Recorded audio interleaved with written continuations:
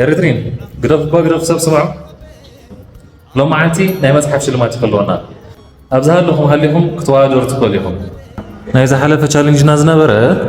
ኢንስታግራም ፎሎ ምግባር እዩ ነይሩ ኢንስታግራም ፎሎ ጌርካ ተመልስካ ኮመንት ትገብር ድሕሪ ኮመንትካ ሞር ላይክ ዝረኸበ ኮመንት ተሸላሚ ክኸውን እዩ ነይሩ ግን ፎሎ ዝገበረ ሰብ የለን ድሓን ንስኹም ግቡእኩም ኣይገበርኩምን ኢለ ምሽላም ኣይገድፉኒ እዞም ኣብዚ ንሪኦም ዘለና 5 ሰባት ተሸለምቲ ኮይኖም ኣለዉ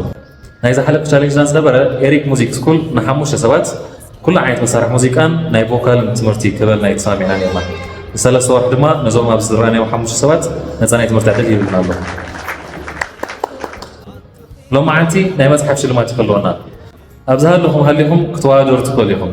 ሎማ ዓንቲ ሽልሙልና ሪምና ናይ ፅባቐ መሰልጠኒ ማእከል እዩ ሪምና ሜካፕ ትሬኒንግ ሰንተር ቦትኦም ኣብ ሎቡ መብራት ኮይኑ በዚ ታሕቲ ዘለዎ ሆቴል ክረኽቦም ንኽእልና